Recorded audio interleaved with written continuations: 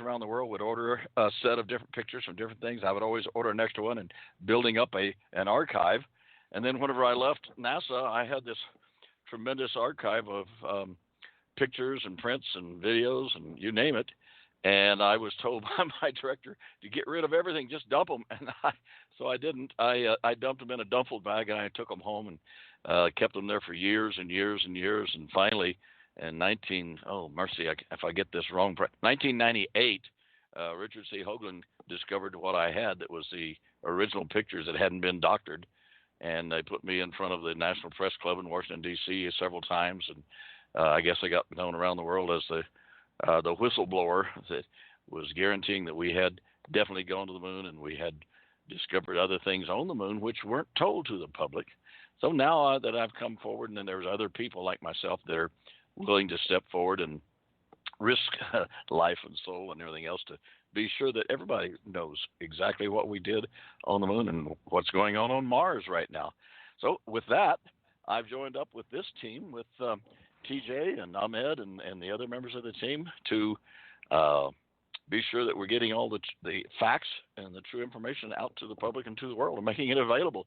Because that way, it is already available. I put a complete set of the archive with the Roswell UFO Museum and Research Center. So it wouldn't do any good for them to bump me off or someone to kill me because the information is out.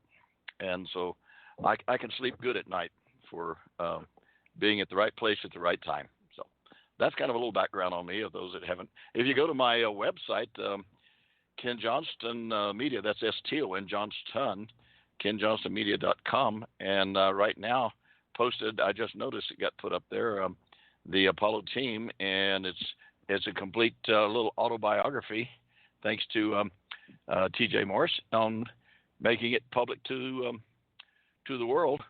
So with that, I'm ready to keep charging on, being a typical old Marine. You know how that goes. All right. That's enough information, isn't it? For right now, that's good. Okay. Well, folks, I will admit that Ken and myself and Mad Painter Thomas R. Becker, he goes by Thomas, we're three veterans, okay? And actually, Navy Marines works together, so we're going to do that. I've worn all the uniforms. I was blessed to have a lot of training that I didn't really understand why they were training me. But I guess just so I'd know what I was talking about someday when I was doing this as an ambassador of goodwill for our planet, our culture. We're doing Allied command integration with those on the planet from out in space. And I was just reading Irina Scott. Is she going to come on tomorrow, Mad? Can you hear me? I'm doing a segue that's what that message said. Okay, it slid in and slid I want out. to put it out on air, Okay, so we'll have Dr.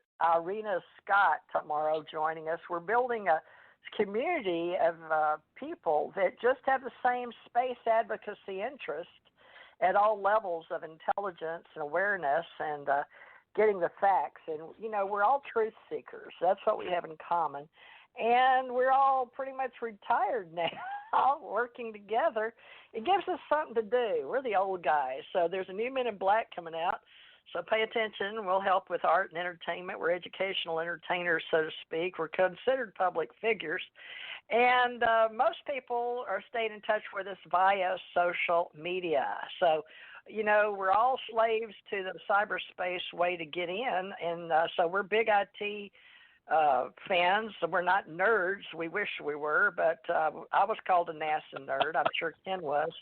But I didn't do the hippie thing. But Janet and Mad, Thomas Becker, if you hear me calling him a Mad, we're going to ask him about that again, so it's recorded here. But they're hippies, or we're hippies, and so they claim that because they were over there. I don't know if they went to Woodstock or not, but Bill and Tracer wrote a book on that, and we'll have Bill on. He's an artist. I got shut down on the highway. I couldn't make it. Well, I got to step in here, TJ, because you have to understand when the people, all those people were going to the field and doing things like that. I was in the United States Marine Corps, and we took all of those little bugs and things, and we stepped on them. And so, you can't really call me as being one of the one of the nerds. I was one of the the Marines. Okay. So you were a Marine and you stepped on beetles. So That's I right. get that. I get Okay. that. So, folks, the Beatles were a big group back in the day. I hope you've heard of them. There's a movie coming out about yesterday, I believe, about something to do with the Beatles, or at least their music. So pay attention to that. So I grew up, like I said, with my mother and my grandparents saving paper bags and tin foil. And there was a reason for that. We didn't have a lot during World War II, I guess, and then the Korean War. And I was born December 26, 1951. So E.T. phoning home, I was born into a reality with Sputnik going around. I think it was 57. I used to know the date. I don't now. But I could explain that because I'd already had a out-of-body near-death or astral projection or whatever we're going to call it in today's reality. We used to couldn't even talk about that.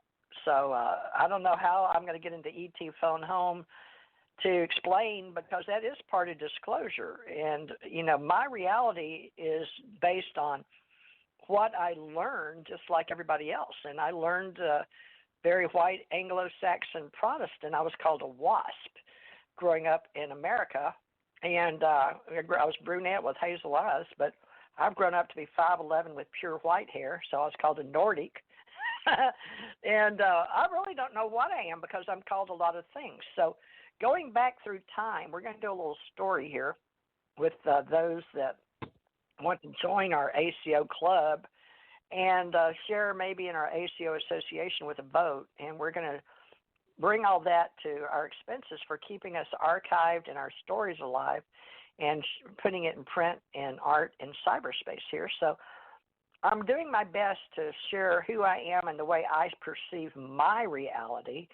That doesn't necessarily mean it matches other people's. And so a mad painter, which is Thomas R. Becker, and Ken R. Johnson are close to my age, and we're going to create something that hopefully will be ongoing for those people that don't mind sharing a piece of them or the way they see their reality based on the Allied Command, which normally we're going to have people on Fridays. So Dr. Irena Scott has her reality of how she grew up too. So basically this today will give you a little idea of what we're doing with our members, is getting them to be honest about who they are, how they were brought up, what's called your life story, and then hopefully find their soul purpose. That's what our ACE Metaphysical Institute promotes, is reincarnation, out-of-body experiences, near-death experience, esoterics, metaphysics in general, and, of course, artists and authors and all of that. And it has a lot to do with consciousness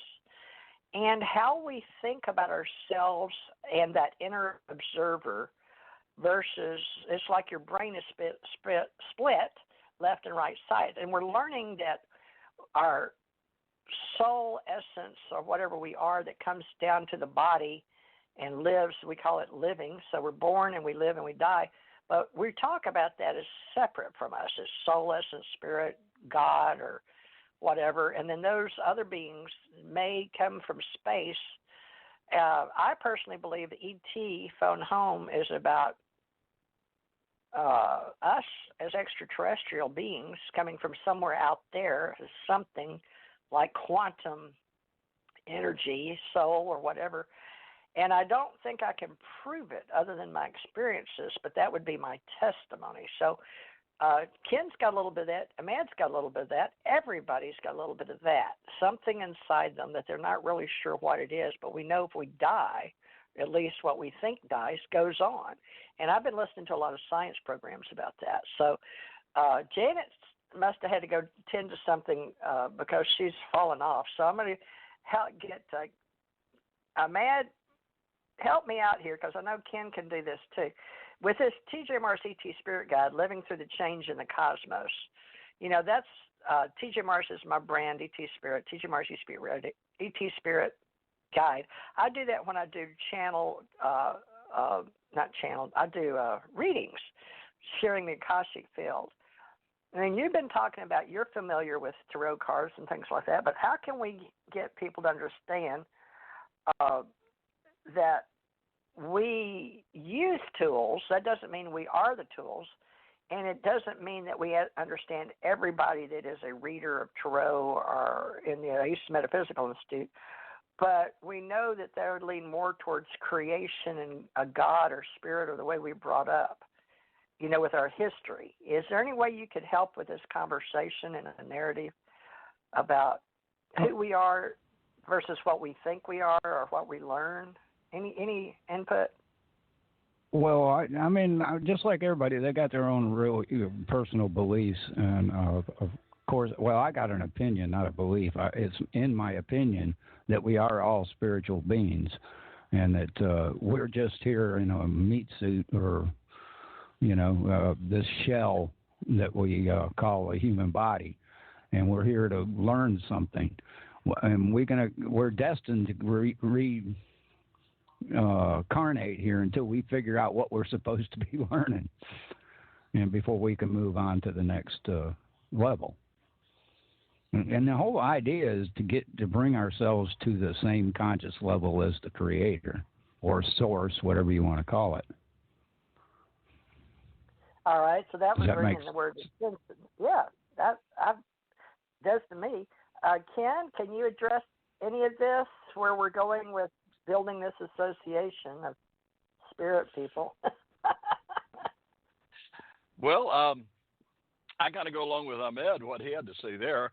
And, of course, most of us have gone through a phase in our lives where we've gone from non-believing to believing to researching to understanding to perhaps to the level to where we can accept the fact of as Ahmed was talking about.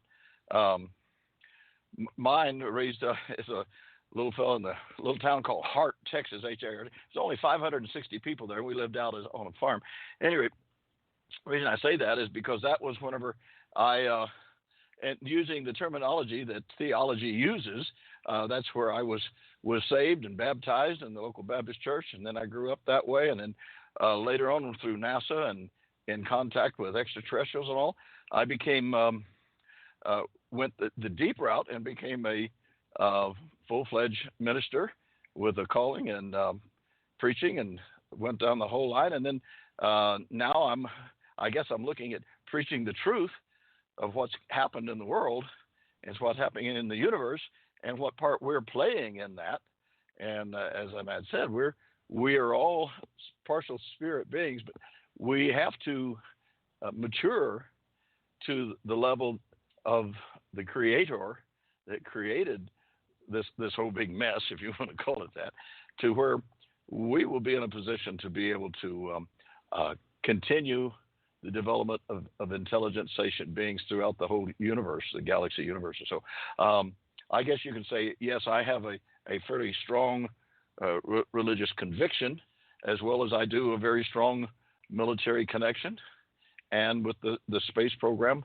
So it's kind of I don't look at it as a little here and there. I look at that as a well-rounded opportunity to participate in what we're doing right now. In fact, I really think that what we're creating here, TJ and Ahmed, is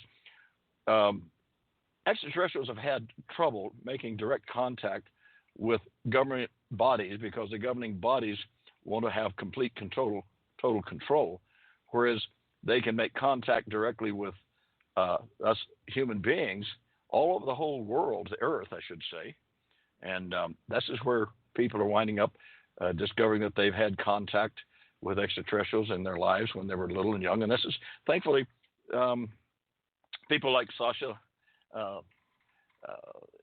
is able to do hypnosis and do hypnotic regression and going back and helping people get their memories to come up. It's fascinating to find out who you are, what you've done, and hopefully what part we're playing here in this time and in the very near future, because I've been saying for the last several years here, not too many, like 2 or 3 years, that we are moving into full disclosure, because let's face it, the government hasn't put it out there.